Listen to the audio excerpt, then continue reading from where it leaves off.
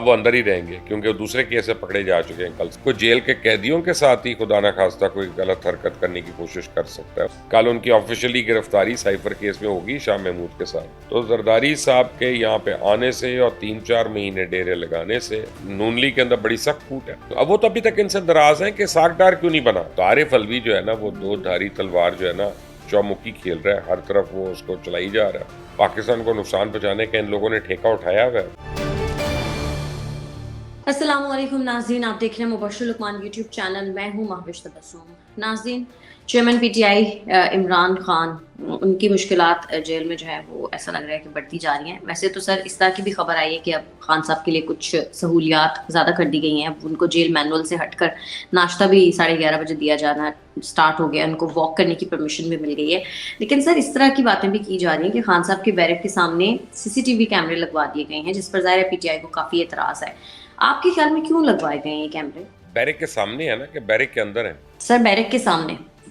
तो बैरक के अंदर होने से आपको एतराज होना चाहिए था। सामने कम से कम ये तो पता हो ना। एक तरफ आप बार बार वो जो टोने वाली है वो कह रही है कि जनाब को जहर देने जा रहे हैं, तो ये कर रहे हैं, तो वो कर रहे हैं। अब ये कैमरे तो मरियम नवाज के भी बाहर लगाए थे, नवाज शरीफ के बाहर भी लगाए थे। तो सिक्योरिटी का भी एक इशू होता है इतने बड़े बंदे का। कोई जेल के कैदियों के साथ ही खुदा न खास्ता कोई गलत हरकत करने की कोशिश कर सकता है उनका दुश्मन जो है। तो कैमरे वैमरे लगाना ताकि हर चीज़ का एविडेंस हो, हर चीज़ कंट्रोलेबल हो। आई मीन मौके के ऊपर बाद में रोने का क्या फ़ायदा, बाद में पछतावों का क्या फ़ायदा। हाँ, अगर बैरक के अंदर लगाए होते तो फिर उनको प्रॉब्लम होनी थी, वो तो नहीं हुई है। उनकी बेपर्दगी तो नहीं हो रही है, वॉशरूम के अंदर तो नहीं लगे हुए हैं। तो मरियम नवाज वॉशरूम की जो दीवार है वो काफी छोटी है, उससे भी ज़ाहिर है बेपर्दगी हो रही है। नहीं तो वो बैठ के करे ना अपना। मैं अब क्या कह सकता हूँ इस पे, वॉशरूम की दीवार छोटी है। बात यह है कि यार प्रिजन है, प्रिजन जो है ना वो उस पर बहरहाल उसको जेल क्यों कहते हैं कि उसमें घर वाली सहूलियात तो नहीं हो सकती और ना वो वाला माहौल हो सकता है। उसमें हर एक ऊपर नज़र रखनी है, हर वक्त नज़र रखनी है। तो कौन सी ऐसी बात है। इमरान खान खुद तो सी क्लास कैटेगरी दे रहे थे सारों को, याद करें उनके अपने नारे। तो ये तो बहुत बेहतर है। अब तो उनको बहुत सहूलियतें ऐसे भी मिल रही हैं कि जिसके वो मिजाज नहीं है वो भी मिल रही हैं उनको, किताबें भी मिल गई, सब कुछ हो गया। तो और क्या चाहते हैं खान साहब, बताएं मुझे। सर सदर आरिफ अलवी साहब ने अपने सेक्रेटरी को बरतरफ कर दिया है, तो इसका मतलब यही है कि वो ज़ाहिर है अभी तक अपनी बात पर कायम है। लेकिन सर कोई सबूत अभी तक उन्होंने पेश नहीं किए। आपको क्या लगता है, इस पर कोई तहकीकात होगी या फिर मामला यहीं पे ठप हो जाएगा? ये जो दांतों का कीड़ा निकालने वाला डॉक्टर है तो झूठा आदमी है और उसने उसको एस्टेब्लिशमेंट डिवीजन को वापस किया। उसने ये तो नहीं कहा कि इसने ये किया, गलत किया, सही किया या मेरे साथ धोखा किया। वो लगाए ना ताकि उसके ऊपर इंक्वायरी हो, वो तो कर नहीं रहे हैं। तो आरिफ अलवी जो है ना, वो दो धारी तलवार जो है ना चौमुखी खेल रहा है, हर तरफ वो उसको चलाई जा रहा है। और पाकिस्तान को नुकसान पहुंचाने का इन लोगों ने ठेका उठाया हुआ है। वो आरिफ अलवी अब उसको स्पेयरहेड कर रहा है, सिंपल एज दैट। सर शीरी मजारी साहबा कह रही हैं कि मेरी बेटी की जान को खतरा है। सर ज़ाहिर है बुशरा बीबी भी यही कह रही है, खान साहब की जान को खतरा है। सर आपको क्या लग रहा है, ये पीटीआई वाले सब की जान को खतरा क्यों है? चलें, शुक्र है अपना इल्ज़ाम तो बदलाना। पहले तो हर एक के साथ जिनसी ज़्यादती का होता था कि जेल में उनके साथ जिनसी ज़्यादती हो गई, औरतें हों या बंदे हों। यहाँ तक कि पीटीआई की औरतों को बाहर आके कहना पड़ा कि भाई हमें तो किसी ने, अल्लाह का शुक्र है, हाथ भी नहीं लगाया, किसी ने हमारे साथ ज़्यादती नहीं की। तो आज़म स्वाति हो या शहबाज गिल के तो रोने के देने पड़ गए। उसने कहा कि इसके साथ तो बहुत ज़्यादा जिनसी ज़्यादती हुई है। वो बाहर अब किसी को शक्ल दिखाने के काबिल नहीं रहा क्योंकि उसको अमेरिका में हर एक पूछता है भाईजान की हो गया ताड़े नाल, सुनिया वीडियो भी बन गई। तो वो रोता रहता है कि नहीं ऐसा नहीं हुआ। तो अब कम अज़ कम इन्होंने जान को ख़तरा बता दिया भाई अपना। और साथ कहती हैं कि जो उसकी सेहत के इशूज़ हैं, इतनी यंग बच्ची, वैसे तो वो हर जगह पहुँच जाती है उछल कूद करने में, लड़ाई झगड़े में। यहाँ पे अब उसकी सेहत कौन सा प्रॉब्लम हो गया ये भी बता दें। जो किया है वो भुगतना पड़ेगा। जब अपनी औकात ज़्यादा वज़न उठाया है तो गिरेगी भी और पड़ी भी जाएगी। पीटीआई का आपको मैं एक बात बताऊँ कि पीटीआई को अभी भी और या इनके सपोर्टर्स को समझ नहीं आ रही है कि जो बातें ये दूसरों के लिए करते थे वो अपने लिए क्यों गलत है, या जो अपने लिए गलत है वो दूसरों के लिए सही क्यों है। इनको फ़र्क नहीं करना आ रहा। सर पाकिस्तान पीपल्स पार्टी जो है वो बर वक्त इंतखाबात के लिए अदालती दरवाज़ा खटखटाने पर गौर कर रही है। फैसले के लिए मरकजी मजलिस आमला का इजलास भी तलब करने का फैसला किया गया है। सर आपको क्या लग रहा है, क्या इत्तेहादियों में फूट पड़ चुकी है? हाँ, इसमें तो कोई शक नहीं है। इत्तेहादियों में न सिर्फ बल्कि इत्तेहादी छोड़ दे, पार्टियों के अपने अंदर फूट है। जैसे नून लीग के अंदर बड़ी सख्त फूट है। नून लीग में नवाज ग्रुप अलग है और नून में शहबाज ग्रुप अलग है। नून में हमजा ग्रुप अलग है, नून में मरियम ग्रुप अलग है। तो ये बात तो बड़ी क्लियर है। अब पार्टियों के अंदर भी फूट है, क्योंकि अगर इलेक्शन होने हैं तो उन्होंने एक दूसरे के खिलाफ इलेक्शन लड़ने हैं। तो एक दूसरे की तारीफें करके तो इलेक्शन में नहीं जाएंगे ये, या वोट नहीं ले सकते।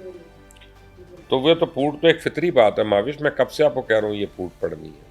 सर आसिफ अली जरदारी साहब जो हैं वो पंजाब में डेरे डालने को तैयार हैं, वो इसी हफ्ते लाहौर पहुंचेंगे।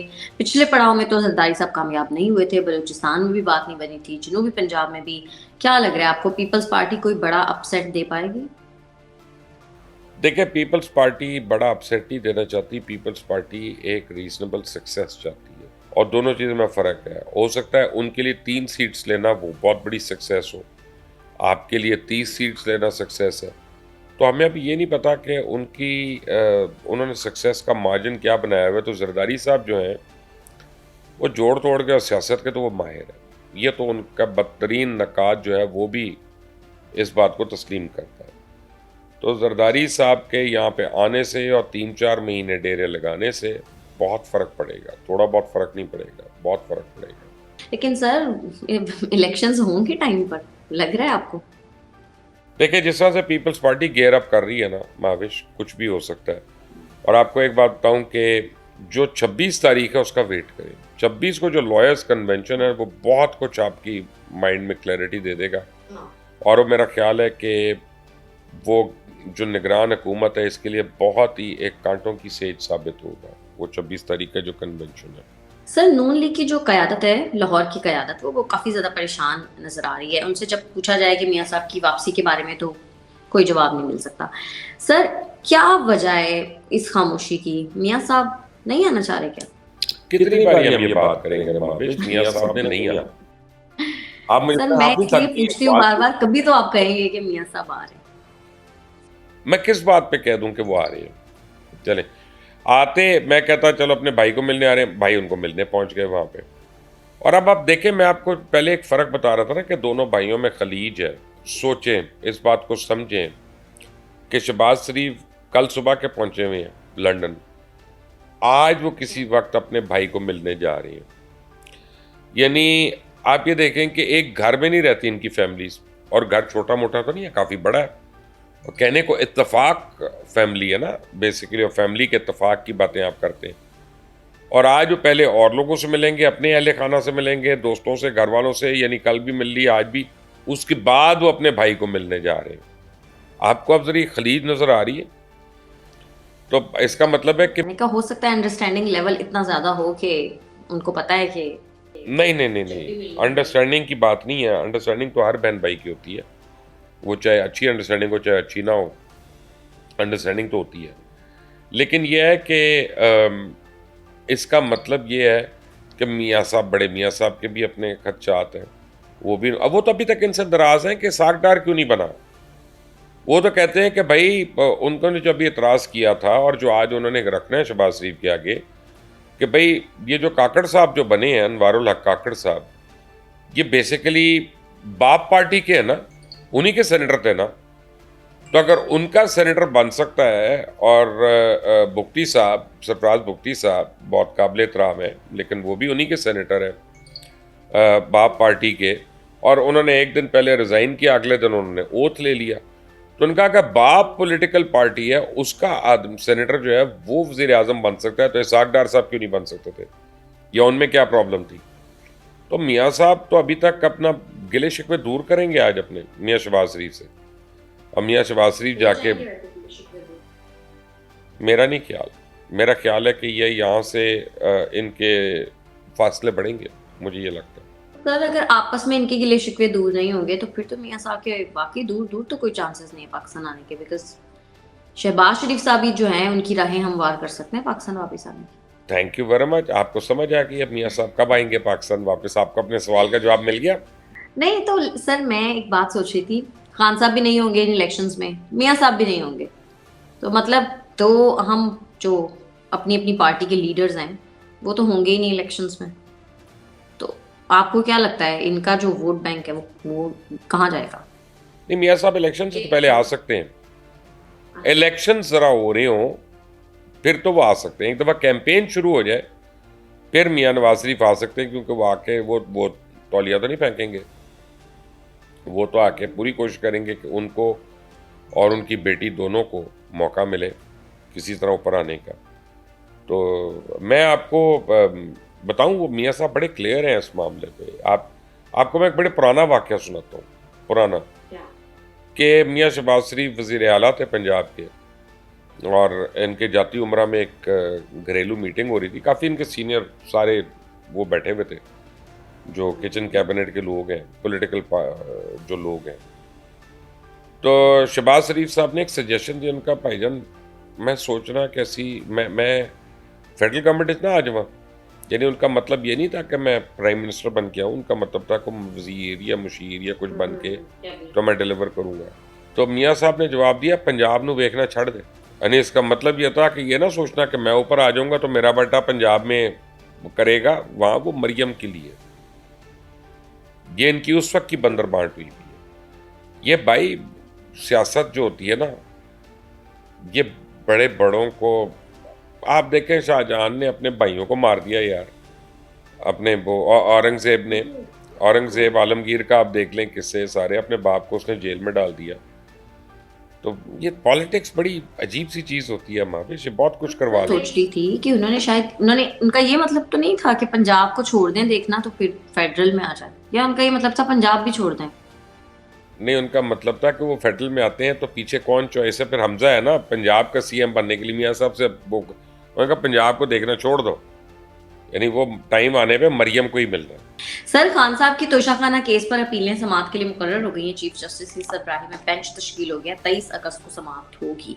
सर, क्या लग रहा है इस केस में क्या होगा खान साहब के साथ? अब इस केस में उनको बेल भी हो सकती है, हो जाए। अब वो अंदर ही रहेंगे क्योंकि वो दूसरे केस में पकड़े जा चुके हैं। कल साइफर केस में, कल उनकी ऑफिशियली गिरफ्तारी साइफर केस में होगी शाह महमूद के साथ। तो अब वो अंदर ही रहेंगे, अब वो बाहर नहीं आएंगे। अब खान साहब बाहर नहीं आएंगे महावेश, अंटल को छोड़ दें आप। सर, तो कहने को तो नवाज शरीफ साहब भी लगता था कि नहीं आएंगे बाहर, लेकिन वो तो बाहर ही चले गए।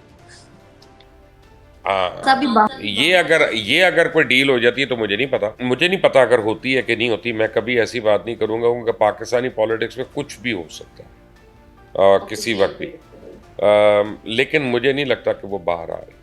तो सर, ये तो शाह महमूद कुरैशी साहब भी लंबा अंदर गए।